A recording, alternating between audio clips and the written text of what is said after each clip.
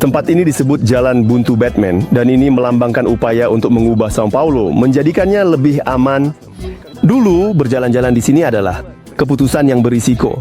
Di sini ribuan wisatawan telah dipukuli dan ribuan ponsel telah dirampas.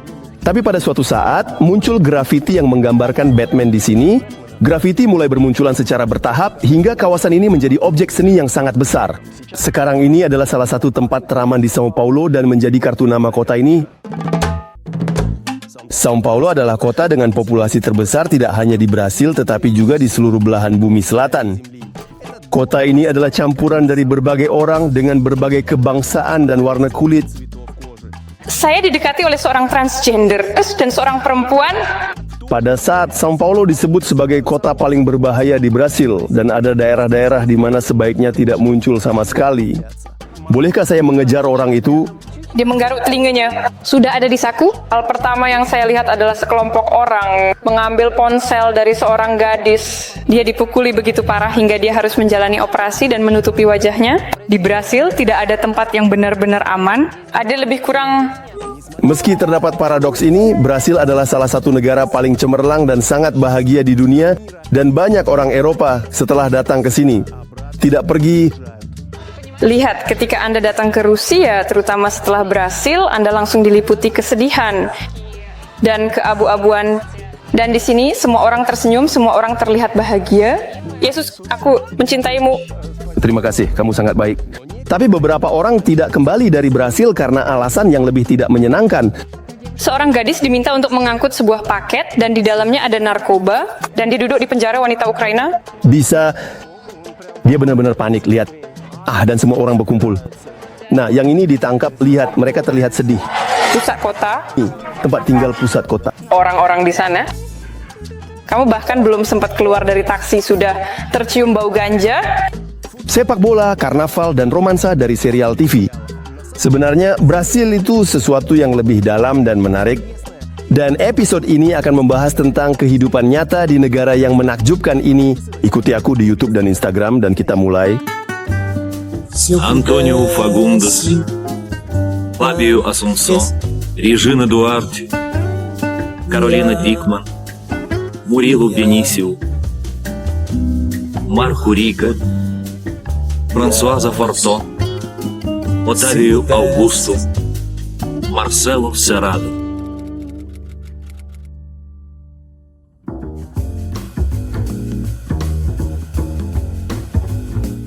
Brasil Portugal adalah negara bersaudara, keduanya ada banyak penerbangan langsung. Di salah satu flight, aku terbang ke Sao Paulo. Melalui Atlantik, pesawat-pesawat besar terbang. Dalam satu baris ada langsung 10 kursi, makanan disajikan 2-3 kali, dan di dalam pesawat bahkan ada wifi meskipun berbayar.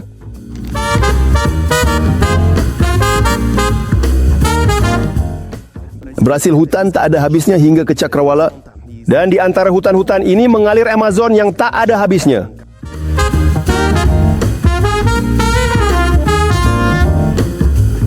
Kota-kota dan jalan tol mulai muncul mendekati Sao Paulo. Malam pertama, aku menginap di pusat kota. Aku ke sana dengan sopir taksi dan pohon Natalnya, warna bendera. Semakin dekat ke pusat, semakin menakutkan pemandangan, ada pengemis, kurir, dan pejalan kaki aneh. Untuk menjauh dari masalah, aku langsung terjun ke hostel, yang tampaknya aman tapi sangat sederhana. Ini adalah kamarku terpisah berdua. Ini semacam AC. Oh, begini cara jendela ditutup. Dan bisa dibuka, supaya semua orang di koridor mendengar apa yang terjadi di sini.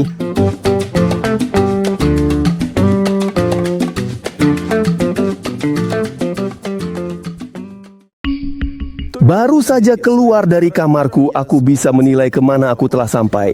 Pertama-tama, jelas aku adalah salah satu yang pertama bangun. Orang-orang terus tidur di mana-mana. Di persimpangan yang ramai, di bawah kaki orang-orang yang terjaga, yang sudah sibuk dengan urusan penting mereka. Aku tidak bercanda. Untuk mendapatkan makanan, orang malang ini mengais di tumpukan sampah, mencari sesuatu yang berharga. Ketiga orang ini sudah membawa kantong penuh dengan barang, sebuah barang, dan di sini seorang pria sedang memilah-milah kain. Para pejalan kaki dengan penuh rasa ingin tahu memperhatikan hasil tangkapannya.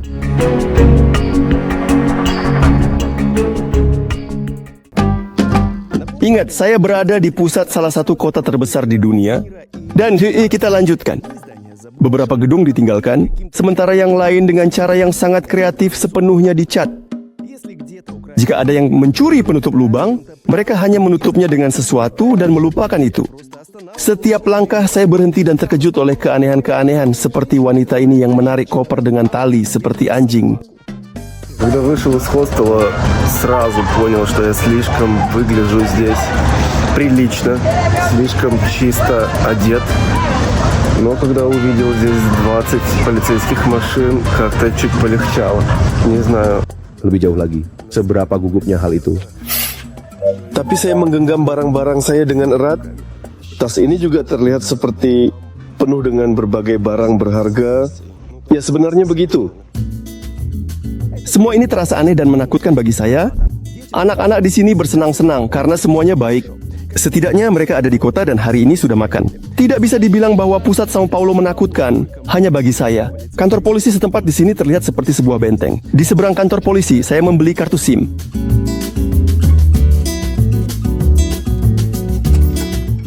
Pria yang saya beli kartu SIM-nya bilang, "Jangan keluarkan ponsel di sini. Saya sedang merekam sesuatu." Sama sekali tidak, karena bahkan meskipun ada kantor polisi di seberang jalan, orang-orang di sini dengan berani mengeluarkan ponsel mereka. Iya, ada kejadian seperti itu, ponsel diambil dan dia kabur. Di sini dia sekali lagi berkata kepada saya, agar saya, bodoh, menyimpan ponsel. Maju sedikit, sebagai asing, saya tidak bisa mengaktifkan kartu SIM itu. Bahkan polisi ini menghabiskan setengah jam dari hari liburnya, banyak yang dia hubungi, tapi tetap saja tidak bisa membantu saya. Masalah yang khusus dan tidak terduga bagi saya adalah bahasa komunikasi.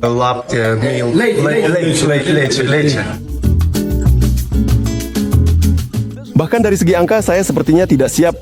Jadi kami berkomunikasi hanya dengan kertas dan pulpen. Mereka... Sudah lama saya tidak merasa begitu sulit untuk berkomunikasi karena di mana-mana orang bicara bahasa Inggris ya seadanya, di mana saya pernah pergi selama beberapa tahun terakhir. Di sini benar-benar nol.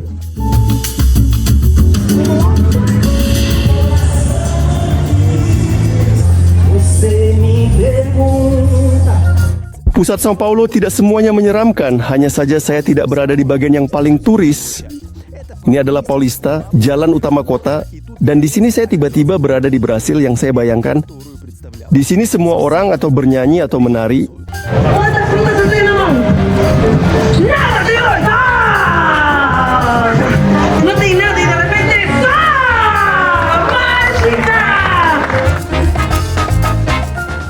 Orang-orang menari dalam ratusan kelompok dan kelompok besar, suara pembicara lebih kuat. Di sini mereka bahkan membawa truk dengan speaker.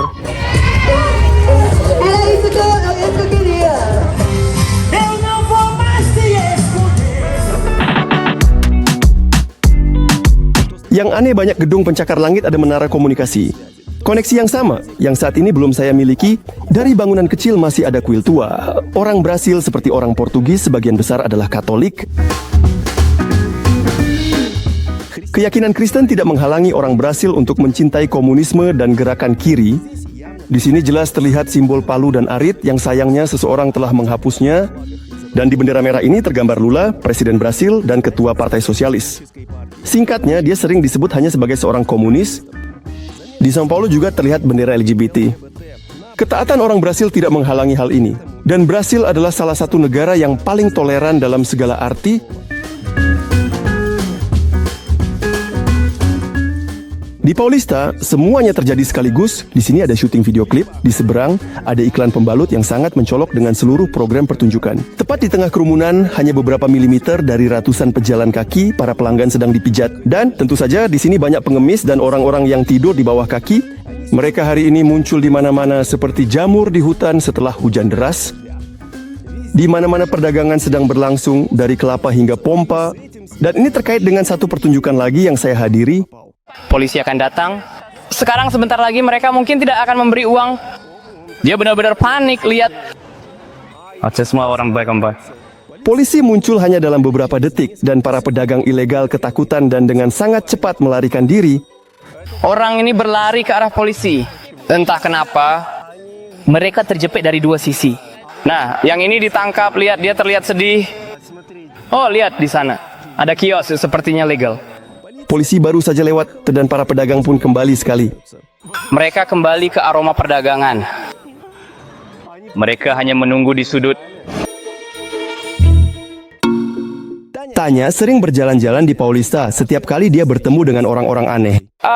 Secara umum, sekitar 4 atau mungkin 5 bulan yang lalu, saya sedang berjalan dan ada seorang pria yang benar-benar telanjang. Ya, benar-benar telanjang. Bahkan tidak pakai kaos kaki. Dia menari berputar seperti gajah. Dan di tangannya ada sebuah piring kecil. Mengumpulkan uang. Dan sejujurnya saya merasa bahwa dia mungkin sedang di bawah pengaruh sesuatu. Sampai-sampai dia lupa dia telanjang. Saya sama sekali tidak tahu bagaimana. Jadi intinya ini berhasil. Tidak ada peduli dia menarik. Di Rusia, kamu akan melihat pria telanjang di tempat umum. Di mana anak-anak bermain, pasti seseorang akan memukulnya atau memanggil polisi atau keduanya. Di sini orang memang seperti itu. Saya tidak tahu. Saya ingat saat pemilihan presiden yang sekarang mereka punya lula bunga. Di sini para pemuda mengadakan unjuk rasa dan demonstrasi mobil. Mereka benar-benar mengatur barisan mobil yang membunyikan klakson, teriak-teriak, dan mengibarkan bendera. Apakah bisa juga mengadakan demonstrasi melawan presiden? Di sini kamu bisa berdemo melawan siapa saja. Sekarang di sini ada aksi melawan depresi. Proses ini lebih seperti yang kenal topik informasi. Karena banyak orang mereka berpikir apa itu depresi, kamu jangan bersedih. Semua akan baik-baik saja. Jadi di Brasil ini apa itu depresi? Sebenarnya saya bisa bilang bahwa kesehatan mental saya pribadi di sini sudah menjadi lebih baik.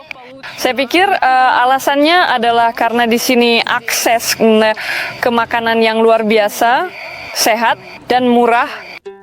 Tepat di atas São Paulo melewati tropik Capricornus, jadi jarang sekali di sini dingin dan suram. Di sini cuacanya stabil. Di sini selalu ada sinar matahari, kadang-kadang hujan, tapi tidak berlangsung lebih dari 40 menit. Tidak ada musim dingin yang dingin, selalu suhu positif, jadi tubuh tidak stres. Jadi mereka semua di sini jadi terbakar. Mungkin wajahku sudah merah karena matahari di sini. Saya tidak berlama-lama di bawah matahari. Kamu adalah orang paling putih yang pernah saya temui di sini. Saya selalu pakai krim tabir surya, semua akan jadi bintik-bintik.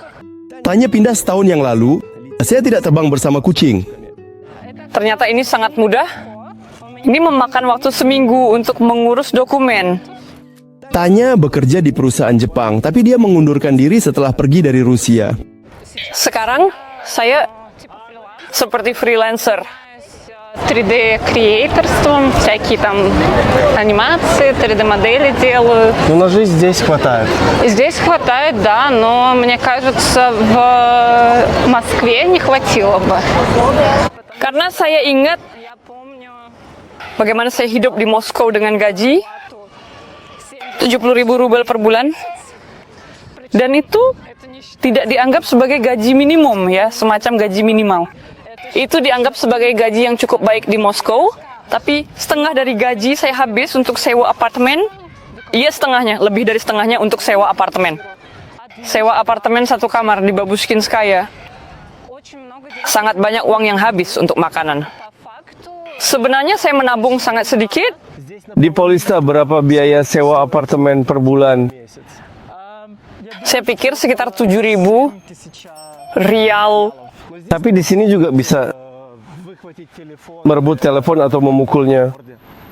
Ya, kamu harus berhati-hati karena terutama orang-orang tua misalnya mereka mau mengambil telepon. Mereka lebih sering menyerang orang tua, para pensiunan. Ya, Dan Zak, orang Brasil, menyewa apartemen bukan di Paulista, tetapi di daerah yang lebih sederhana yang 10 kali lebih murah. Kami pergi ke sana dengan kereta dan bus.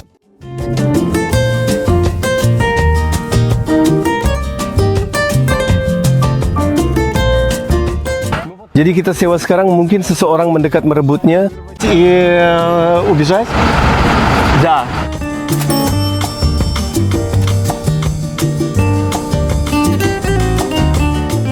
Ini adalah daerah rata-rata biasa di Sao Paulo dan kita langsung masuk ke sarang perdagangan. Barang-barang digantung di sepanjang trotoar dan telur dijual keras.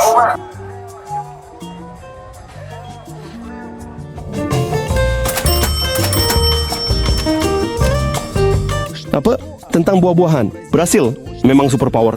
Dan di etalase terdapat bom-bom yang sangat cerah dan murah. Mangga di sini sangat enak. $0,5 untuk peluru kaliber besar. Sekarang mangga harganya $2.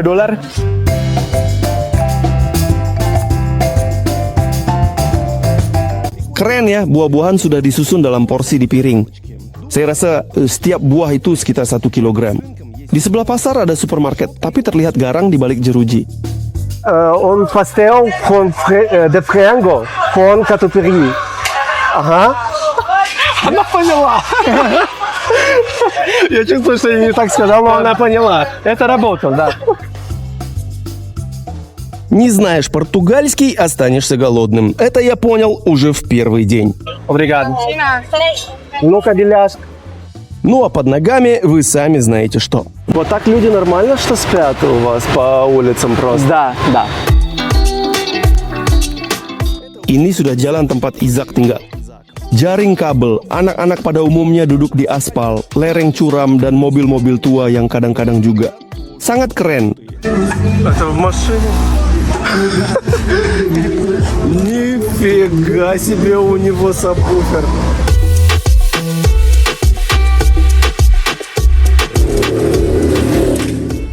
Tapi daerahmu ini dianggap sedang, kaya, atau miskin? Daerah ini dianggap seperti apa? Они miskin, jujur saja. Miskin tapi tidak ter... Есть вообще, есть что, фавелы есть, да? Ну, это нет фавела. Но это бедный, это простый, потому что это как daerah kaya itu lebih seperti Pene Arus. Mungkin di pusat orang-orang ini mereka bekerja sebagai apa misalnya? Mungkin Bitrika adalah penjual. Sebagian besar penjual tinggal di sini, ya. Dan setiap orang juga menjual sesuatu yang nyata. Atau misalnya mereka bekerja di belanja.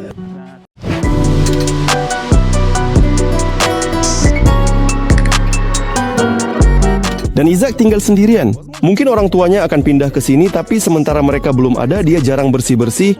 Tapi dia masak banyak. Dia punya oven dan microwave di sini. Saya mulai tinggal di sini sebulan yang lalu, dan saya adalah yang pertama yang datang berkunjung ke sini. Tapi kamu perlu lebih sering mengundang tamu, supaya kamu lebih sering bersih-bersih. Di mana kamu tidur? Saya tidur. Oh, udah kamu punya banyak kamar. Kamu bisa mengulang satu kan? Kamu bisa menyewakan kamar di sini. Di setiap rumah Brasil, kamu bisa melihat tabung gas. Saya pikir semua orang di Brasil melakukan itu. Mereka sangat menarik bagaimana rumah-rumah itu terletak. Mungkin hal seperti ini hanya terjadi di tempat-tempat wisata, di mana pembangunan sangat kacau. Semua terasa tidak terduga. Dia masuk ke pintu, di sudut, lalu naik melalui tangga sempit. Di sebelah kanan, tinggal 3-4 anak tangga lagi dan pintunya ada di sebelah kiri. Ini lantai berapa? Apakah satu lantai? Di sebelah kiri, apa setengah meter lebih tinggi daripada di sebelah kanan? Apakah ini dianggap lantai? Tidak jelas, sangat kacau. Dan kekacauan ini terlihat terutama di lereng-lereng. Dari setiap rumah ada besi beton yang mencuat di sudut atap. Mereka melakukan itu untuk berjaga-jaga jika perlu menambah 10 lantai lagi di atas. Kita bisa mengaitkan dan mengangkat lebih tinggi ke atas. Itu sebabnya semua kekacauan ini. Tapi saya bisa mendapatkan jeruk nipis langsung dari balkon dan pepaya tumbuh hanya beberapa meter dari sini. Untuk apartemen yang cukup besar, Izak hanya membayar $140 per bulan. Здесь, в São Paulo, если ты хочешь жить рядом станция, это очень дорого. Ты знаешь? Потому что это очень удобнее жить рядом станции. Izak pindah ke São Paulo 1,5 tahun yang lalu dari kota natal di utara Brasil. Di sana ada pantai yang indah, tapi sulit untuk mendapatkan penghasilan. Tapi kenapa kamu pindah? Karena saya ingin pekerjaan yang lebih baik. Здесь они платят лучше обычно. Selain Izak sangat suka bahasa asing, lebih mudah untuk bertemu orang asing di São Paulo. Apa kamu bisa bicara Rusia baik? Saya tidak bisa menemukan orang berbahasa Inggris, tapi kamu berbicara bahasa Rusia dengan sangat baik. Oh, ya. Saya mulai belajar di awal karantina. Saya punya banyak waktu luang. Saya mulai berbicara dengan orang-orang Rusia secara online. Dan saya memutuskan untuk belajar. Apa bahasa Rusia? Saya suka, tidak tahu kenapa. Persahabatan, syarat nama, dan dengan orang-orang Rusia. Izaak memiliki beberapa kenalan berbahasa Rusia. Dan kamu bertemu orang-orang Rusia. Secara online. Dan juga di sini di Brasil ada banyak orang. Di Sao Paulo, makan. Pertemuan bahasa. Pada dasarnya Sao Paulo tidak terlihat begitu rapi dan miskin, tetapi adalah kota besar. Di sini ada orang dari berbagai status. Bisa dibilang Sao Paulo itu seperti Moskow-nya Brasil. Ya, tentu saja. Tidak hanya di Brasil yang terbesar di Amerika Latin dan terkaya di Brasil. Dan karena itu, selain grafiti dan beberapa favela, ada banyak orang kaya terkaya di Brasil. Saya punya kenalan yang tinggal di sebuah kondominium yang memiliki 19 gedung tinggi. Itu dikelilingi oleh area terpisah. Bahkan Uber tidak bisa masuk ke sana jika tidak memeriksa dokumen dan bagasi dan memastikan apakah itu benar-benar dia. Karena di sana ada kota sendiri di dalam kota. Di banyak gedung mahal ada banyak helipad di atap. Dan banyak dari mereka bahkan tidak turun ke tanah, bisa dibilang. Mereka terbang ke tempat kerja dengan helikopter. Di sini bahkan ada taksi helikopter. Dan karena alasan ini, Sao Paulo adalah kota kedua di dunia dalam jumlah helipad, hanya kalah dari New York. Sao Paulo, karena ini adalah negara bagian terkaya. Maka di sini adalah gaji tertinggi. Jadi di sini ada semua. Bank terbesar, korporasi, dan perusahaannya. Satu-satunya yang mereka lakukan adalah mereka memesan mobil mereka. Ini yang saya tahu, bahwa saya punya kenalan keluarga ketika ada yang mencoba masuk ke mobil mereka di lampu merah. Setelah itu mereka langsung memesan semua mobil. Ini Oksana. Dia menikah dengan orang Brasil, tinggal di Brasil lebih dari 4 tahun. Dan di sini dan di tanah air dia memimpin tur. Saya sebenarnya tidak pernah berpikir bahwa saya akan berada di Brasil. Saya tak bertemu dengan Gustavo, suami saya pada tahun 2018 di Irkutsk. Dia kebetulan bersama sekelompok orang Brasil. По Транссибу, и мы там с ним познакомились, в Иркутске встретились. Dan kemudian saya terbang ke sana untuk merayakan tahun baru dari 18 ke 19. Dia mengundang saya ke Rio de Janeiro. Saya datang ke sini langsung saja nol. Kamu tidak langsung tahu bahasanya. Kerja seperti itu tanpa bahasa, apalagi di tengah pandemi. Jadi saya merasa stres. Tentu saja saya sepenuhnya bergantung pada Gustavo. Suasana di keluarga Brasil itu sangat berbeda. Mentalitas mereka sangat berbeda dari orang Rusia. Mereka sudah lama tidak memiliki pemisahan yang begitu jelas, seorang pria dan seorang wanita. Di sini orang-orang tidak harus menikah secara resmi. Bagi mereka itu tidak berarti apa-apa. Setelah berjuang bersama selama 15 tahun, kamu bisa menyatakan diri suami istri tanpa bukti hukum. Wanita modern, mandiri. Pria merasa tak berkewajiban pada wanita. Banyak mengeluh mentalitas gadis berbeda. Sama sekali berbeda, dan saya pikir tidak semua orang merasa mudah. Banyak gadis di sini, orang Rusia menikah. Seperti kenalan, apakah kamu semua menikah dengan sopir taksi? Jadi kesulitannya adalah mereka terjebak dalam ketergantungan. Pria itu menghasilkan sedikit, banyak yang beranak saat cuti melahirkan. Tanpa cuti melahirkan untuk ayah, 3 bulan saja kerja lagi. Jika dia tak berbahasa, tidak ada pekerjaan, tentu dia akan tinggal di rumah dengan anak. Karena alasan-alasan ini ada banyak perceraian. Tidak ada yang sembunyi dari tunjangan anak. Di sini jika mereka tahu Anda tidak bayar tunjangan anak, tidak komunikasi anak, teman tidak bergaul, mereka cinta anak-anak.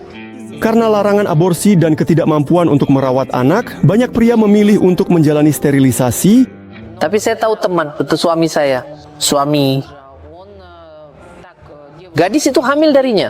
Dan dia pergi ke psikoterapis minum, dia tidak ingin, dia sangat merasa tertekan. Dia minum beberapa antidepresan. Tapi dia segera menjalani operasi sterilisasi. Dan dia berusia 30. Tapi dia tidak terburu-buru membangun keluarga. Kamu tidak punya pacar sekarang. Tidak ada lajang. Saya pun pernah menjalin beberapa hubungan. Tapi tidak pernah merasa nyaman. Apakah kamu menikah? Saya mau. Ingin. Siapa ada di Brasil? Да, наверное. Suatu hari saya mencoba hubungan dan gadis Rusia, tapi itu tidak berhasil. Mereka mengirim pesan di WhatsApp.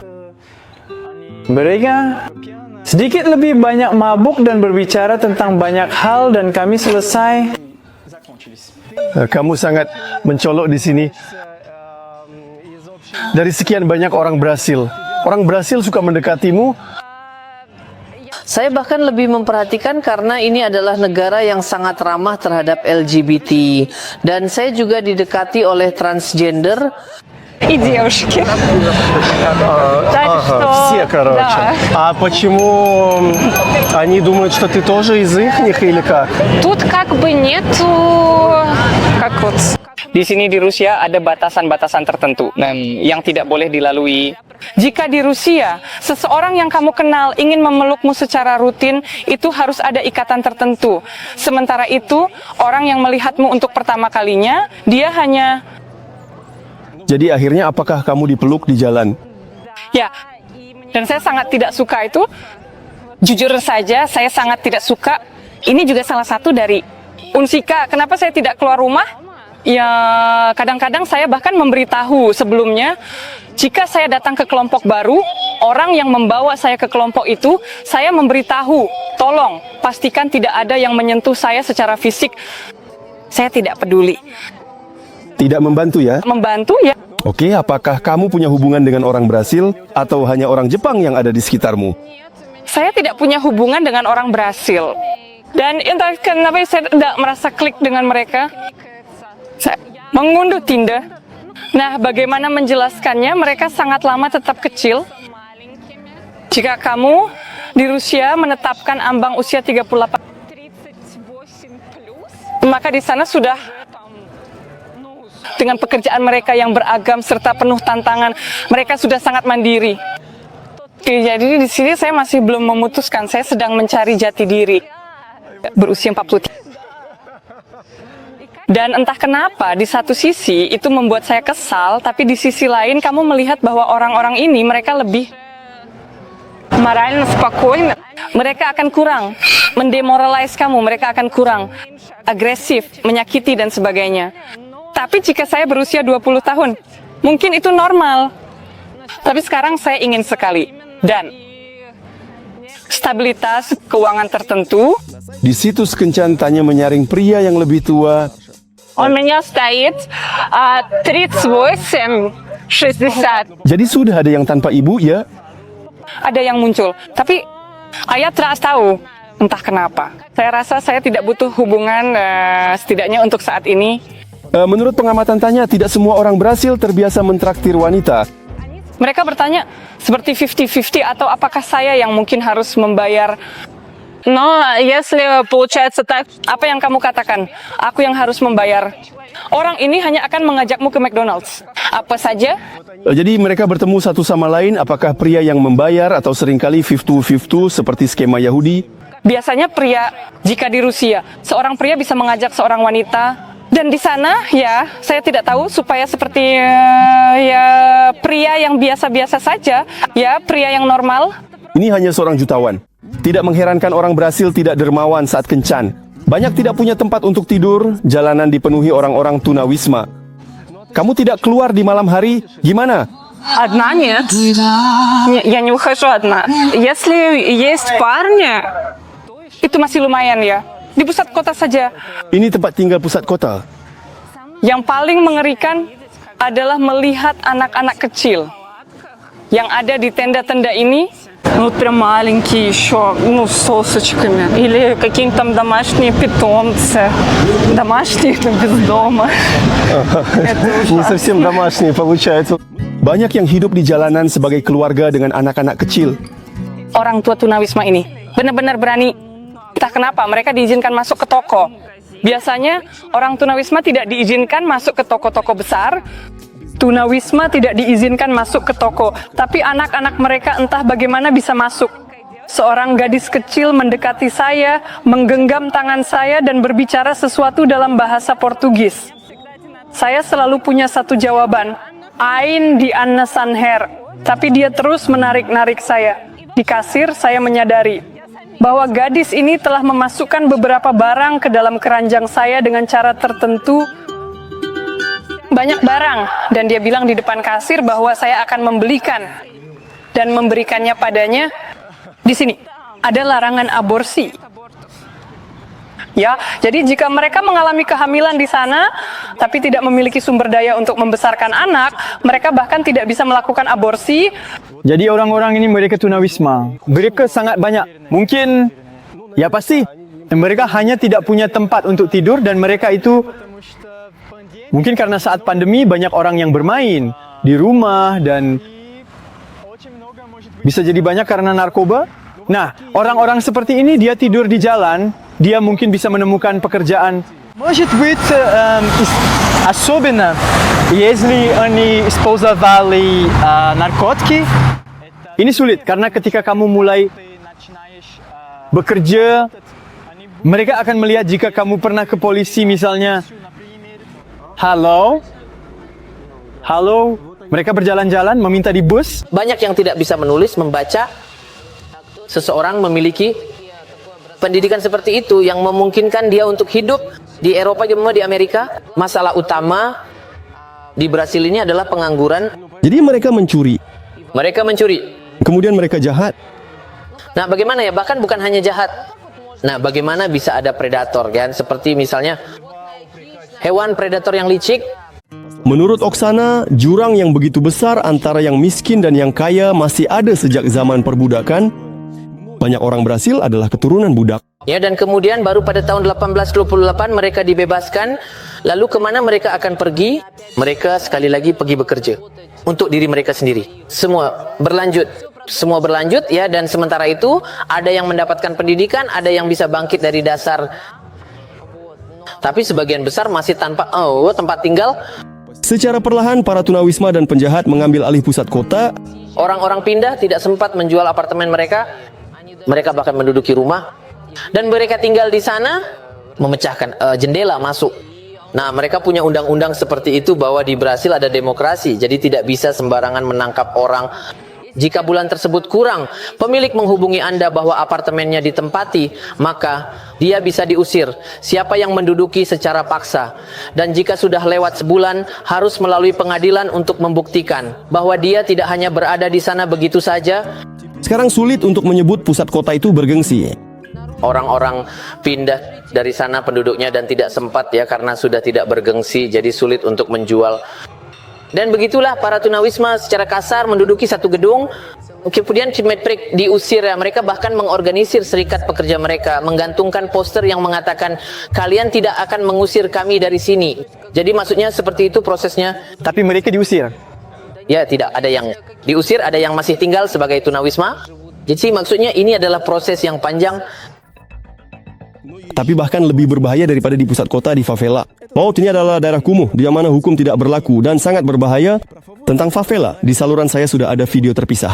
Lihat dia, jika kamu belum melihat, di sana hukum tidak berfungsi dengan baik, kan? Ya, di sana menakutkan. Polisi tidak akan pergi ke sana. Tapi pada masanya ibu mertuaku dia bekerja di sebuah organisasi masyarakat. Mereka berada di favela, dikelilingi senjata otomatis, ingin menembaki mereka, siapa kalian?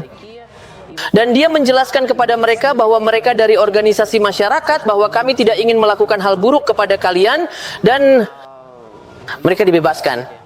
Sebagai pemandu wisata, Oksana menghadapi banyak masalah saat membawa turis di pusat Sao Paulo. Katedral utama yang megah dan bersejarah di pusat kota, tentu saja semua bangunan bersejarah yang sangat indah. Jadi semua ini sederhana. Ya, tidak bisa tidak menunjukkan. Pusat datu untuk para turis. Ini adalah jantungnya kan? Tapi alun-alun itu begitu, mereka memberi makan kaum miskin, datanglah beberapa pengusaha. Di sana langsung antrean terbentuk dan itu ada kerumunan di sana. Mungkin karena seperti para turis di sana lebih mudah untuk merampok. Kamu bisa berjalan, memahami semuanya baik-baik saja di suatu detik. Ada yang muncul atau remaja merebut teleponmu atau pengendara sepeda. Jadi agresi di siang hari seperti agresi perampasan. Tapi di sana untuk mendekati dengan pistol, dengan pisau, tapi bukan di sana, tapi malam di tempat yang sepi. Remaja di Brasil sangat berbahaya sekali. Seorang gadis Rusia kenalanku beberapa bulan yang lalu tiba-tiba memutuskan bahwa dia bisa di pusat kota. Ada jalan yang lebih kurang bisa dia lalui untuk pulang. Teleponnya dirampas, apabila dia secara otomatis entah bagaimana melindungi dirinya dengan tangan. Akhirnya dia dipukuli begitu parah sampai-sampai dia harus menjalani operasi untuk menjahit wajahnya. Di sini sudah menjadi kebiasaan bahwa jika ada kekerasan lebih baik menyerah, jangan melawan. Di sana di Brasil tidak ada tempat yang aman. Ada lebih kurang, tapi di malam hari jika kamu berjalan di mana saja, kamu bisa saja menghadapi apa saja. Mencari barang dicuri tidak ada gunanya. Banyak cerita yang diceritakan merebut ketika telepon tidak bisa ditemukan. Kemudian telepon-telepon ini, ya, dan jika itu di Rio, di favela, tidak ada yang akan pergi ke sana. Saya tidak tahu uang berapa yang harus mereka bayar. Ini menunjukkan di mana tepatnya di favela di Gorete, siapa yang tidak pergi ke sana. Tapi di dalam bus bisa berbahaya. Mungkin sesuatu bisa terjadi di dalam bus. Bukan? Enggak. Biasanya tidak. Hanya jika ada banyak orang dan seperti bisa saja ada yang merogoh kantongmu. Dan mungkin seseorang bisa masuk ke dalam tasmu. Temanku, mereka mencuri 2. Di jalan ini, jadi dia kehilangan 2 telepon. Sepertinya sedikit lemah. Mungkin dia terlihat lemah. Jadi mereka lebih sering mengambil yang seperti itu. Ya, saya terasa begitu. Nah, misalnya telepon saya dicuri. Bolehkah saya mengejar orang itu? Berlari dan merebutnya kembali. Atau lebih baik tidak. Jika dia tidak punya pistol, mungkin dia punya senjata. Ya. Karena kadang-kadang mereka punya, kadang-kadang tidak. Ketika saya tiba di sini, misalnya saya sangat takut, seperti sangat takut. Saya tidak tahu, malam-malam saya merasa takut. Saya merasa seolah-olah ada seseorang sial masuk ke apartemen saya. Dan di Rusia, kamu tidak merasa takut karena kamu punya pintu besi seperti ini. Dan saya bukan bicara tentang di mana rumahnya, tapi tentang pintu kamu, apartemen yang terbuat dari besi. Di sini pintunya sial, terbuat dari plastik. Kamu ingin bahwa kamu akan mengusirnya? Enggak, saya mendengarkan, saya berpikir, berkata, saya adalah orang, saya belum pernah ke karnaval. Pernah tidur di jalan, di atas kardus. Nah, jangan dihitung. Saya belum pernah ke Brasil. Secara grafis saya berada di Brasil, tapi jiwa dan pikiran saya mungkin tidak di sini, di Jepang. Saya merasa luar biasa. Ada kecemasan nyata di Rusia, di sini ada kecemasan, di sana tidak ada kecemasan. Tapi di sini saya juga merasa kecemasan saya lebih sedikit dibandingkan di Rusia. Nah, lihat, kamu bilang bahwa di sini kamu takut keluar ketika sudah gelap. Dan tetap saja, kamu merasa lebih nyaman di sini dibandingkan di Rusia. Di Rusia, apakah kamu keluar untuk jalan-jalan di malam hari? Di Rusia, itu tergantung pada daerahnya. Tapi di sini di Brasil rasanya menakutkan. Di mana-mana, ini adalah semacam anti-privilege. Orang-orang dengan vagina, katakanlah. Ketika kita sepakat untuk bertemu, kamu bilang, hanya ketika sudah terang. Saya tidak keluar sama sekali di malam hari. Kenapa? Karena menakutkan. Sebenarnya di sini ada banyak sekali. Nah, di atas yang seperti ini bukan di sepeda motor besar, tapi di skuter kecil. Dan mereka benar-benar berkendara seperti itu. Dan kamu tidak akan sempat menyadari bagaimana semuanya bisa dicuri darimu yang terlihat mahal. Saya pernah mengalami beberapa kali percobaan, tapi saya selalu menghentikannya sebelumnya. Ada, intinya satu trik seperti itu. Jika kamu melihat ada situasi berbahaya yang melibatkan seorang pria di skuter, kamu perlu dengan sangat terbuka mengambil barang-barangmu. Mengerti. Kamu menjaga barangmu. Dan melihat seperti ini. Sebenarnya, ada beberapa kali sedikit salah paham yang mengira bahwa saya sedang menggoda. Jadi mereka mulai membunyikan klakson seperti, oh, gatai, senyora. Kebiasaan Brasil tetap ada pada tanya bahkan ketika dia di tanah air. Ngomong-ngomong, ada kejadian seperti itu dengan teman di Moskow. Dia membawa tas di tangannya. Dia meminta saya, tanya, lihat jam berapa toko buka di Google Maps, di Yandex Maps. Dan saya bilang, sekarang kita masuk dengan baik ke toko mana saja. Saya lihat, dia bilang, lah kenapa ke toko? Saya bilang, ya supaya teleponnya tidak dicuri. Dia bilang, nah kamu semua bodoh. Itu kamu di Rusia dengan kebiasaan Brasil, benar-benar manis. Seringkali, favela dan daerah prestisius berada sangat dekat satu sama lain. Kami masih tinggal di apartemen lain yang dekat dengan favela. Maksudnya dia sendiri aman, saya juga ingat itu aman. tapi tidak bisa keluar jalan-jalan di jalan seperti di sini karena ada kelompok tertentu dari anak-anak yang suka dengan teleponmu. Saya punya prasangka tentang keamanan di Brasil. Kenapa itu terjadi? Karena ketika kami tiba di hari pertama, kami naik mobil dan daerah dengan favela itu sangat-sangat dekat, dan hal pertama yang saya lihat adalah sekelompok anak-anak, entah berapa umurnya, mungkin 13 tahun, 15. Mereka merampas telepon dari gadis itu. Ini adalah kesan pertama saya. Bagaimana mereka menyerbu dia, merampas? Dia orang Brasil. Kesan pertama saya adalah bahwa di sini tidak aman. Ponsel bisa dirampas.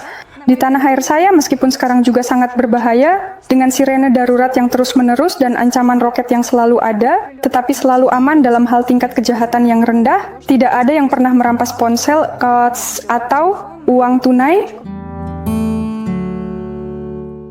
Vita tinggal bersama putranya di balik jeruji ini di kompleks perumahan yang bagus.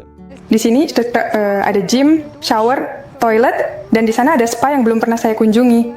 Kenapa sebenarnya? Karena saya datang dari Ukraina, tidak ada listrik, ada hari-hari. Ketika tidak ada internet seluler, ada hari-hari.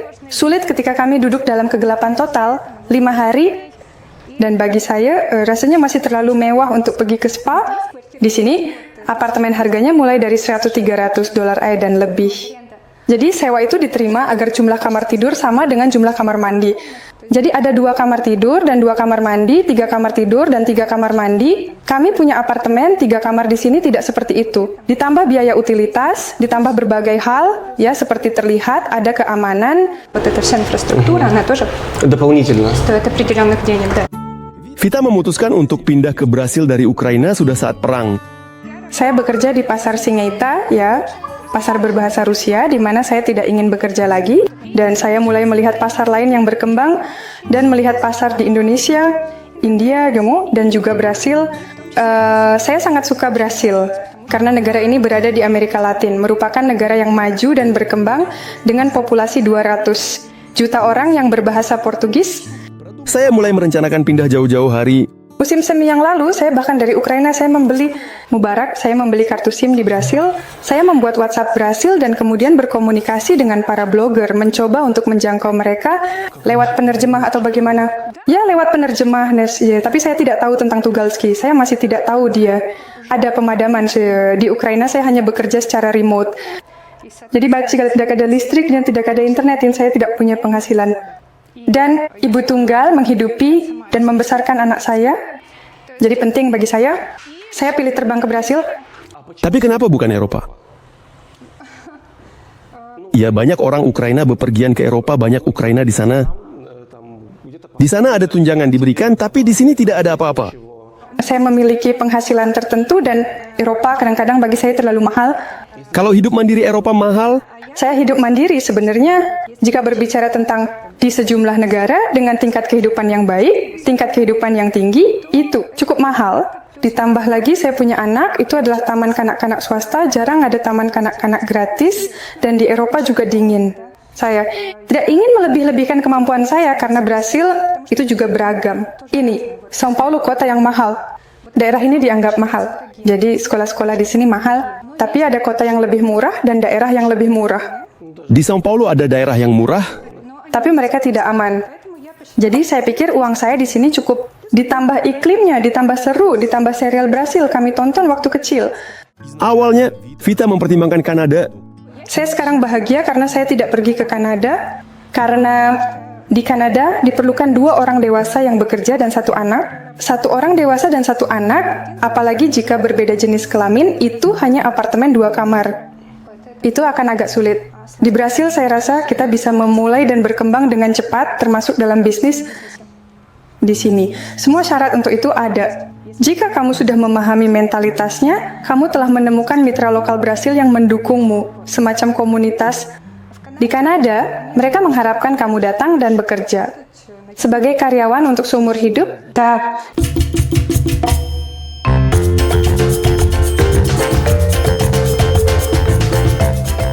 Inilah stasiun-stasiun yang begitu hidup di São Paulo. Di kerumunan banyak wanita Brasil cantik, dan setiap 2 orang, 1 bertato. Seperti biasa, ada saja yang tidak berfungsi. Kali ini kartu bank yang diterima kadang-kadang. Saya hanya melakukannya secara gratis karena ada yang tidak beres dengan kartu mereka. Tidak ada yang aneh di kereta bawah tanah kecuali orang-orang aneh. Di samping saya selalu ada yang berteriak atau melolong.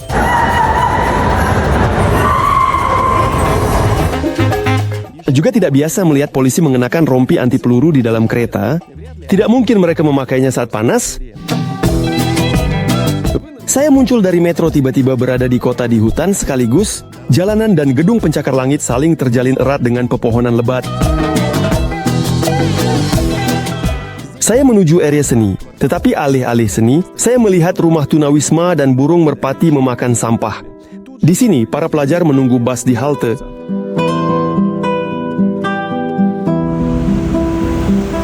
Semua di sekitar saya berubah dengan cukup drastis dan dinding-dindingnya menjadi lebih ceria. Pada satu momen, permukaan kosong benar-benar habis dan bahkan batu paving di bawah kaki dicat. Para wanita cantik antre hanya untuk berfoto dengan karya-karya seni ini. Kreativitas para seniman lokal membawa kita ke luar angkasa bersama astronot Brasil dan makhluk luar angkasa. Tentu saja di sini ada pesepak bola, wanita telanjang, dan petualangan halusinogen. Tapi selain mereka, ada juga tante biru ini yang mengingatkan pada seseorang. Sebuah gang yang sangat gelap dan berbahaya. Orang-orang bahkan takut untuk masuk ke sini karena para pecandu narkoba berkumpul di sini. Dan orang-orang yang berbeda-beda yang sulit dipahami. Dan pada suatu saat gambar Batman graffiti muncul di sini ketika gerakan hip hop mulai berkembang. Disinilah Batman muncul. Di sini menurut saya adalah Batman. São Paulo adalah salah satu ibu kota grafiti dunia dan artis-artis keren seperti Cobra berasal dari sini. Di sini bahkan ada serikat pekerja grafit. Mengenai daerah berbahaya ini, pada suatu saat para mahasiswa mulai menetap di sini. Ketika anak muda barbar mulai dibangun. Awalnya mereka mahal karena para mahasiswa ini tidak kaya dan kemudian mahasiswa mulai tertarik ke sini, musisi dan seniman pun datang.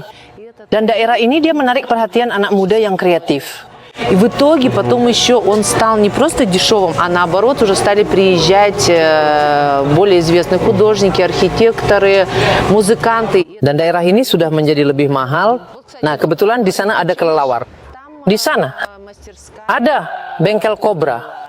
Ini adalah salah satu grafit yang paling terkenal.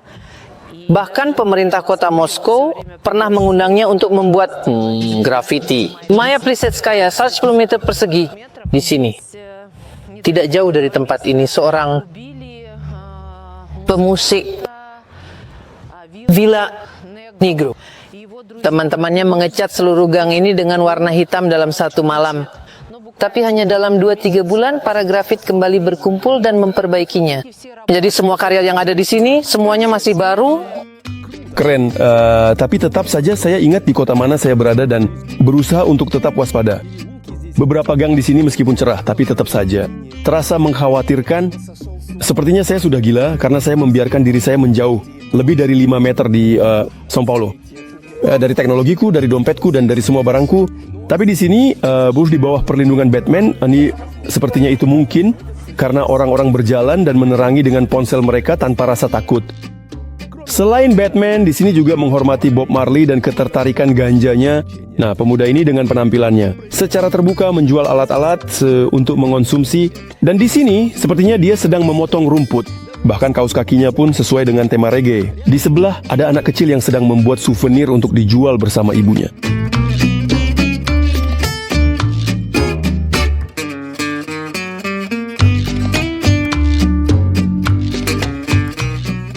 Bahkan jus dibawa dengan sangat hati-hati seolah-olah dalam kaleng cat. Orang Brasil suka berpesta. Dari bus disco yang ditinggalkan ini tentu saja tidak bisa dikatakan, tapi di daerah tumpukan Batman ada tempat untuk bubadas untuk bersenang-senang. Oksana tinggal tepat di sebelah klub-klub. Sebenarnya kehidupan malam di sini memang ada. Di sini ada lebih dari 100 restoran di daerah ini. Dan kehidupan malam dimulai dari Kamis dan terus tanpa henti. Mereka entah bagaimana bisa bertahan dari malam Jumat sampai Senin, sama sekali tidak bisa tidur. Bahkan saya tinggal di sini di daerah ini, jadi ketika saya datang ke sini sebelum pandemi, saya sama sekali tidak bisa tidur sampai pagi. Saya tanya suami, kenapa kamu tinggal di sini? Dia bilang, saya beli apartemen 25 tahun lalu. Semua itu menarik bagi saya. Nah, sekarang mau kemana lagi? Saya punya dugaan mereka tidak tidur selama 3 hari. Dan ini bukan alkohol yang ada di sini. Тоже много. Alkohol anggur putih merah, ada berbagai jenis dari Argentina, Chili, murah. Maksudnya, ya tidak seperti saat mereka minum di sana dan semua mata mereka berkaca-kaca. Ya, alami sulit tidur di sini. Berapa banyak yang perlu Anda minum untuk tidur dengan anggur? Melihat alkohol di rumah suami saya berpikir suami saya adalah seorang alkoholik. Iya, begitulah. Kami tidak terbiasa dengan banyak alkohol. Tidak, tapi saya dari Moldova, saya akan bilang itu sangat mudah. Kabinova kamu, itu bagus sekali. Очень легко с Ya, вином. Selain alkohol, di Brasil juga ada masalah serius dengan zat narkotika lainnya.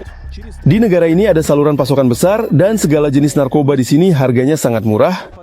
Menurutmu, apakah sering ada orang di sini yang muncul di jalanan dalam keadaan tidak sadar? Tadi pagi saya berjalan-jalan, saya merasa setiap orang kedua setidaknya.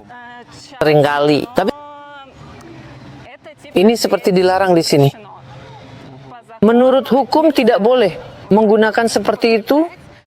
Seringkali orang-orang mengonsumsi di depan tania. Dan di sana, belum sempat masuk sudah ada di depan pintu. Orang-orang Kayak semua orang menyebar, semua orang mengambil. Iya, dan di sana langsung tercium baunya. Kamu belum sempat keluar dari taksi, sudah tercium bau ganja? Banyak yang datang ke Brasil untuk mencari uang dengan membawa barang terlarang. Seringkali ini berakhir buruk. Seorang gadis diminta membawa sesuatu dalam paket dan di dalamnya ada narkoba. Sekarang dia di penjara Ukraina. Benar. Iya, begitulah. Dan komunitas Ukraina mereka membantu gadis ini. Но вытащить они никак не могут уже. Nah, di sini di daerah ini, apakah benar ada yang datang dan menawarkan narkoba? Ya, tapi saya tidak menggunakan narkoba. Saya tidak tahu persis bagaimana cara menemukannya. Setidaknya di sini, tetapi saya yakin di jalan seperti itu. Jika kamu bertanya di mana saya bisa menemukan narkoba, tentu ada yang menawarkan padamu. tidak ada legalisasi. Banyak orang merokok ganja. Para seniman, bohemia, para musisi, Anda sering menemukannya. Merasakan bau ganja ini?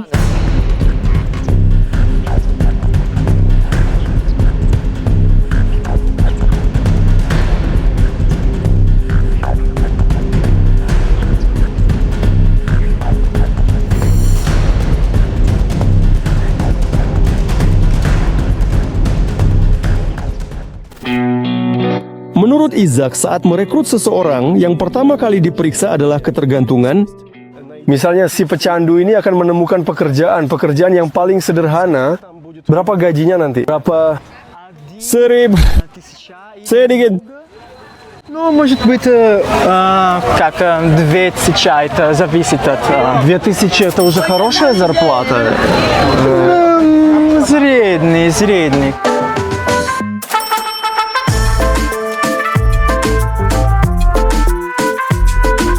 Tentang harga di São Paulo, seperti di mana-mana, ada perbedaan besar. Nah, saya sedang makan di kafe bagus. Seorang pria duduk di depan jendela membersihkan sepatu untuk uang. Dekat hostel, burgernya harganya 3 kali lebih murah, tapi dagingnya terbuat dari daging yang sudah kering seperti ini. Banyak momen kecil yang menarik dari perjalanan ke Brasil yang saya publikasikan di Instagram saya dan saya lampirkan di highlight. Di sana juga ada semua perjalanan saya yang lain, dan setiap hari saya berusaha untuk mengunggah sesuatu di story dari tempat saya berada sekarang. Masuklah, ikuti Vinsteya, Vova Karmanov.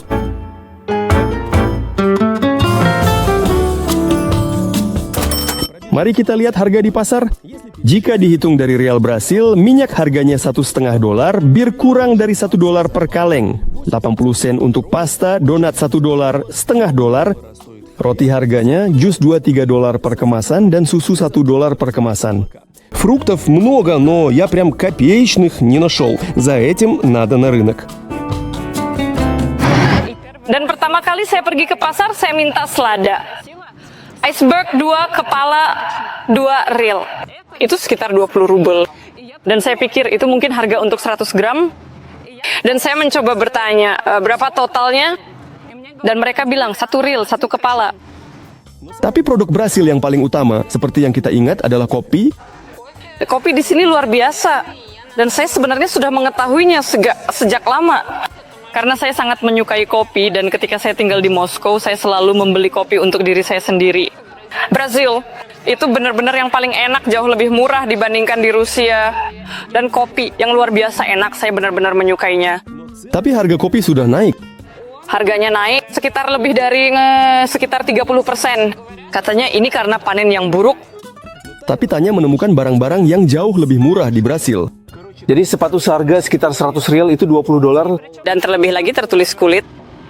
$20 kulit asli. Kamu juga membeli sesuatu di sini kan? Ya, saya juga membeli di sini sandal. Dan itu semua tanpa diskon. Lagi di sini kadang ada diskon, bisa ditemukan lebih murah. Jadi semua yang dibuat di sini dengan tangan. Ya. Kamu bisa merasa mampu untuk pergi ke kafe hampir setiap hari di sini. Apa yang dianggap di sini?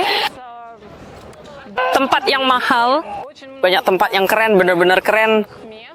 Dagingnya luar biasa. Ini murah, tapi rasanya luar biasa enak. Saya dulunya hanya seorang vegetarian.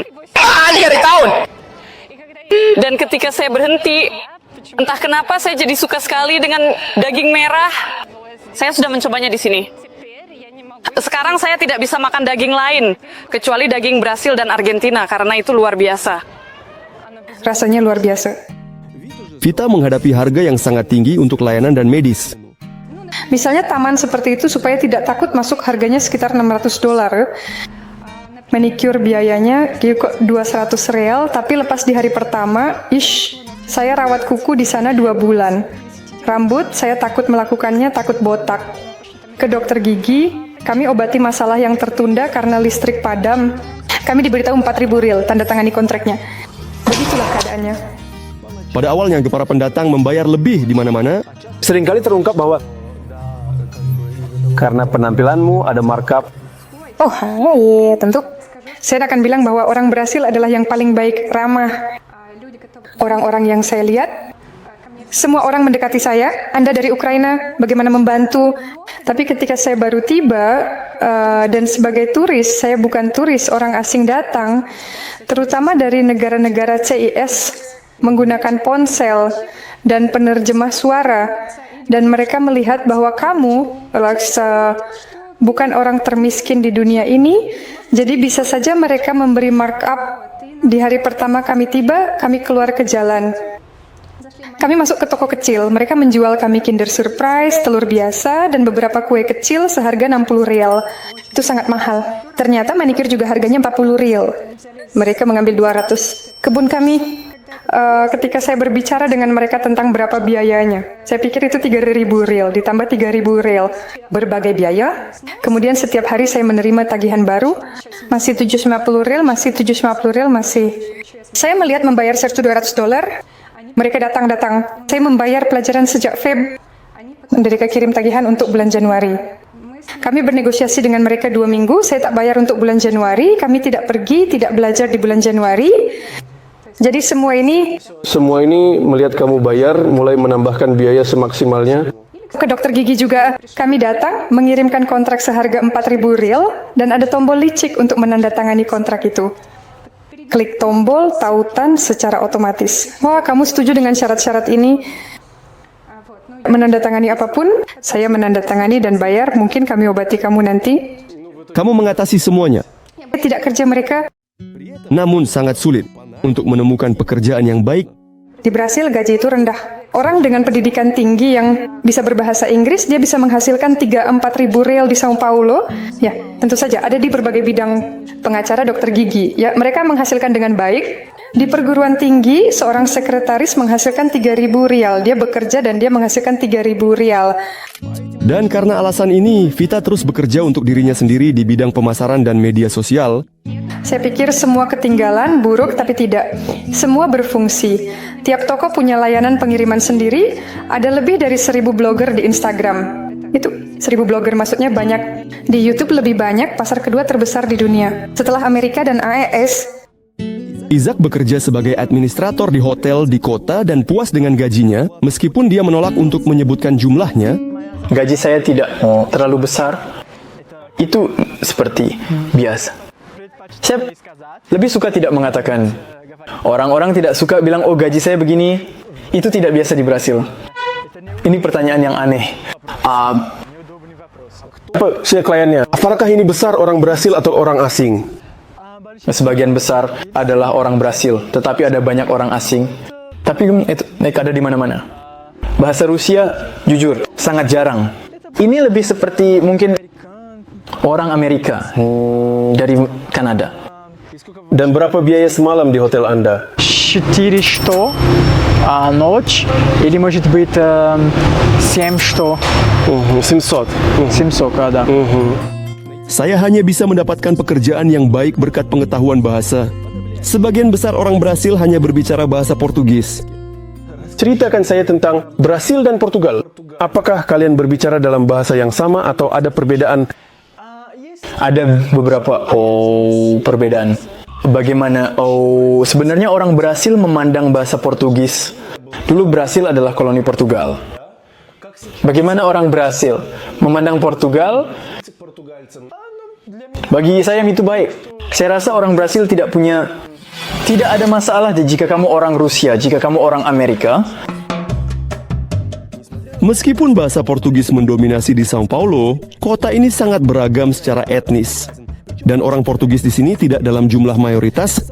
Dari kelompok-kelompok terbesar, ada 1 juta orang Arab, 3 juta orang Afrika, 3 juta orang Portugis, dan 6 juta orang Italia. Ini bahkan lebih banyak daripada di Roma atau Milan. Gelombang migrasi ke Brasil tidak pernah berhenti, dan misalnya salah satu hasilnya adalah stasiun metro ini yang dibangun dengan bantuan para migran Armenia. Satu lagi kelompok etnis besar di São Paulo adalah orang Jepang. Ada sekitar 300.000 di sini dan tanya terhubung dengan komunitas Jepang. Kenapa kamu berteman dengan begitu banyak orang Jepang di sini? Karena saya awalnya bekerja di 2 perusahaan Jepang. Saya berbicara bahasa Jepang dan saya sebenarnya suka semua tentang budaya Jepang ini. Dan sebagian besar semua teman saya di sini adalah orang Jepang asli yang lahir di Brasil. Isaac memiliki akar Portugis. Kamu bisa lihat wajahnya dia orang Portugal atau Brasil? Di wajah? Tidak. Ketika mereka bilang ini Portugis, tidak ada yang namanya warna kulit, sedikit berbeda. Tidak ada orang Brasil yang sepertinya dan dari kamu, misalnya. Terutama orang-orang yang ingin pergi dari Brasil, kemana mereka biasanya pergi? Америка, сейчас. Но я был, может быть, в Португалии, потому что я очень хочу жить в Европе. В Европе это очень полегче посетить другое место, как Италию, ближе Францию, например, я думаю. Потом это было очень проще путешествовать. Apa yang orang katakan tentang perang di sekarang? Sejujurnya saya tidak tahu. Cukup untuk menyatakan dengan tegas bahwa Rusia itu benar. Украина правильно или нет, но я только думаю, что население нет виновны, как если Путин, если Зеленский делают так или так, это население не виновны. Saya ingin pergi ke Rusia atau Ukraina ya, tentu saja. Tapi sekarang tidak perang, bahkan saya ingin lebih ke Rusia. Tapi saya tahu mungkin ini karena Ukraina murah. Dan karena itu setidaknya orang-orang bilang bahwa Ukraina itu murah. В отеле, например. А с русскоязычными ты общаешься здесь? Русских найти можно, но мне не очень хочется. Я уехала из России, где одни русские, в Бразилию, чтобы искать русских. По России тоска была? Была по друзьям, по родным. Saat Paskah tiba, saya biasanya memasak borscht yang lezat di sini dan membuat pancake yang enak dengan krim asam. Di rumah saya mencucinya? Ya, itu saja. Saya merasa seperti ini. Saya pernah pergi ke Rusia untuk liburan. Kamu tahu ketika kamu tiba di Rusia, terutama setelah Brasil, kamu langsung diserang oleh gelombang. kerinduan, gelombang kesuraman. Kamu bisa melihat bahwa orang-orang terlihat sangat lelah dengan sedikit kemarahan. Tapi di sini semua orang tersenyum, semua orang bahagia. Kadang tanya, pergi ke Rusia. Saya punya nenek sudah berusia 93 tahun. Seolah-olah selama masih ada kesempatan untuk melihat keluarga, saya memanfaatkannya. Saya datang ketika teks ditambahkan oleh Dima Torzok ke kota asal saya. Kami baru saja keluar dari bandara. Mereka cocok untuk kita. Petugas polisi, mereka bilang semacam semoga sehat. Dokumen dan semuanya jatuh. Dan saya pikir saya bilang sudah, mereka menunggu saya. Ternyata singkatnya ibu saya menyalakan rokok. Di sana tidak boleh merokok. Mereka cuma menegurnya karena rokok. Dan saya hanya berdiri saat itu dan berpikir sudah. Kamu ditegur dan pergi ke Brackville. Namun setelah pertanyaan tentang sisi buruk Brasil, Tanya tidak dapat dihentikan begitu saja. Ini adalah tempat pertama di dunia, mungkin dalam ingatan saya, di mana saya tidak dapat menarik uang atau menukar uang. Sebenarnya ada masalah. Dengan itu ATM-nya tidak berfungsi. Semua tempat penukaran tutup pada hari Minggu. Apakah normal di sini ada yang tidak berfungsi di Brasil? Saya akan bilang begini, jika ada sesuatu yang berfungsi di sini, itu sudah merupakan kemenangan besar. Gak ingat pernah mengalami hal ini di Moskow. Listriknya mati, terus menerus. Di sini, ini adalah hal biasa bahwa listrik akan mati beberapa kali dalam seminggu. Kamu mendaftar entah kemana saya tidak tahu, ke tukang cukur. Kamu akan selalu menunggu di sini. Tidak masalah seberapa jauh kamu mendaftar. Dan sistem kesehatan itu benar-benar berantakan jika singkatnya. Mereka punya sistem di mana kamu membayar asuransi sekali sebulan. Tapi untuk ke dokter, kamu harus mendaftar 30 hari sebelumnya. Jadi pada kenyataannya, ketika kamu baru saja membeli asuransi, kamu tidak bisa memanfaatkannya. Ya sudah, itu saja. Mereka terus-menerus dipindahkan. Mereka memiliki jaringan klinik yang besar. Dan klinik-klinik ini berada di gedung-gedung bertingkat, di pusat perbelanjaan. Tidak ada yang menjelaskan padamu bagaimana cara menemukannya. Kamu hanya diberitahu nama jalan dan nomor rumah cari sesukamu. Waktu saya datang, mereka tak terima saya. Kenapa? Kami hanya menerima orang-orang yang berbahasa Portugis. Saya bilang, saya hanya ingin menunjukkan kertasnya. Tidak, maaf. Saya duduk di sana selama 2 jam. Perusahaan asuransi menelepon saya kembali, bilang pulang saja, rekamannya dibatalkan. Di Rusia kamu langsung diangkat. Jadi kamu merasa terkejut, tapi di sini tidak ada yang bereaksi sama sekali. Apakah sama berlaku untuk orang Brazil atau hanya... Bagi mereka, semacam pembatalan, penjadwalan ulang tidak dianggap sebagai masalah besar, kan? Di sini, pada dasarnya bahkan klien pun tidak terlalu bereaksi terhadap hal itu. Nah, sebulan lagi saya kebetulan justru tidak ada bisnis terdekat dapat menyediakannya, tetapi dalam hal taksi dan pengiriman, Tanya juga tidak puas. Tapi kamu mengerti, di sini orang-orang tidak butuh lebih dari itu.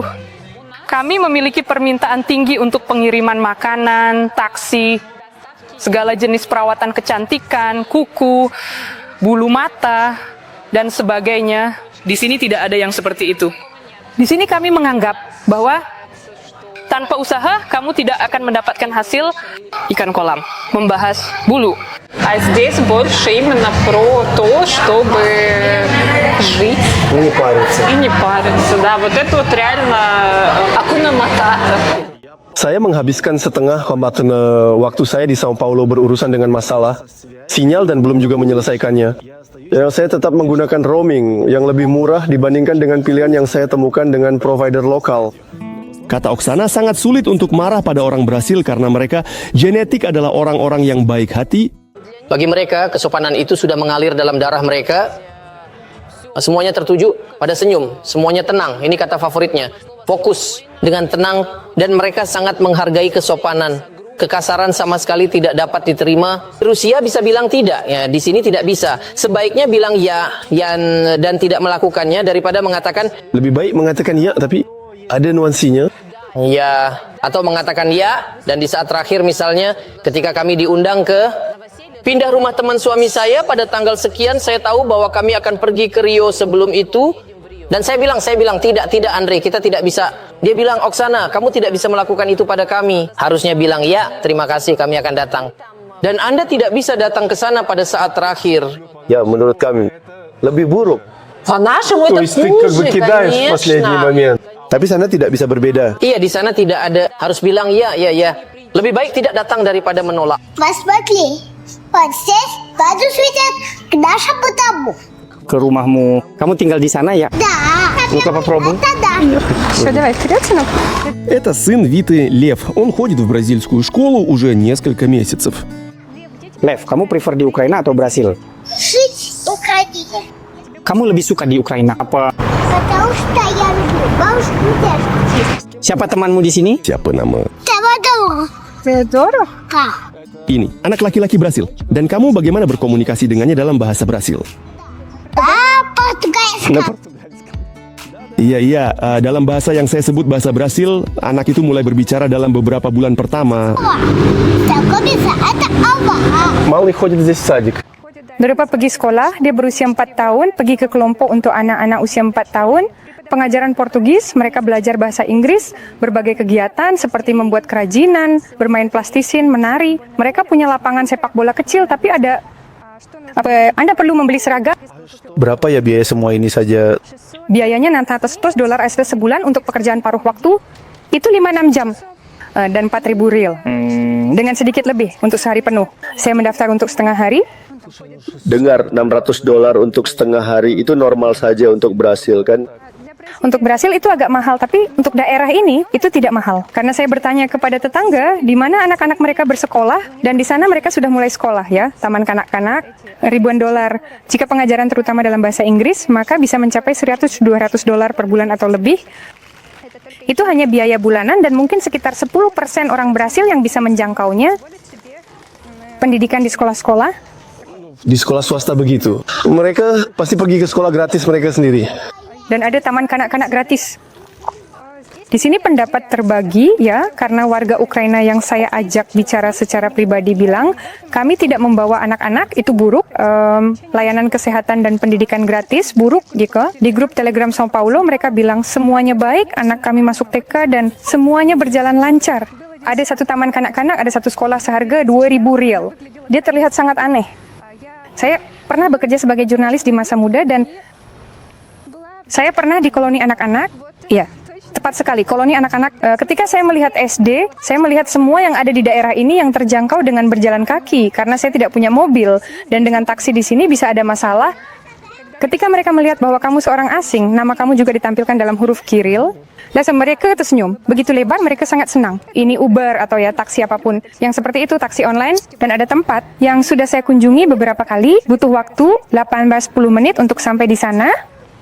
Dan seringkali, tidak terlalu sering, beberapa kali terjadi bahwa saya pergi ke sana dalam 8 menit. Tetapi untuk kembali, saya harus terburu-buru.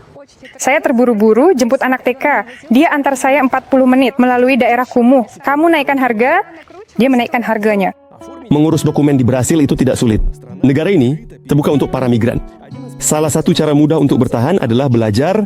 Sebenarnya Brasil adalah salah satu negara yang mudah untuk pindah. Saya karena tidak ingin dan tidak pernah ingin tinggal di Brasil seumur hidup. Cukup jauh untuk sampai ke sini. Sebenarnya untuk mendapatkan kartu residensi ini saya harus membayar hingga sekitar 50.000 rubel dengan susah payah dan penuh perjuangan dengan sangat hati-hati.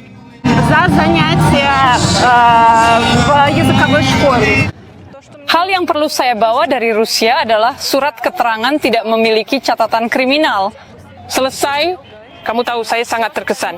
Dengan itu, sisanya ya seperti di sana akta kelahiran, ijazah, semua barang itu ada di sana dan struktur serta surat dari sekolah tempat kamu berencana untuk belajar.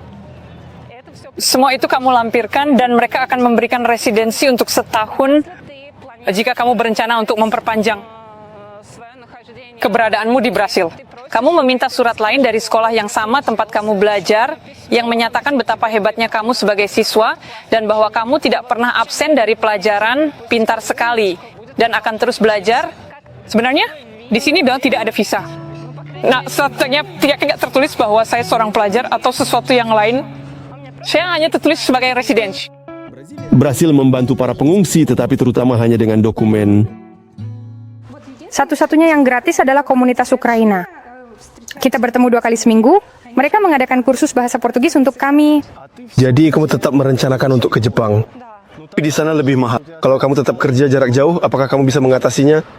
Sebenarnya mitos besar bahwa di sana lebih mahal. Tanya saja kepada siapapun orang Jepang dari Tokyo yang pernah ke Moskow. Dia akan bilang bahwa di Moskow lebih mahal. Dan memang nggak benar, di Moskow lebih mahal daripada di Tokyo. Dan ya baru sekarang mereka mengalami inflasi untuk pertama kalinya. Dalam 40 tahun, pertama kalinya mereka mengalami deflasi. Sebaliknya semua harga di sana justru menurun. Saya akan membongkar satu rahasia. Pada saat video ini dirilis, Tanya sudah berada di Jepang, di mana dia berencana untuk tinggal lebih lama. Vita saat ini tinggal di utara Brasil, tetapi dia ingin kembali ke São Paulo.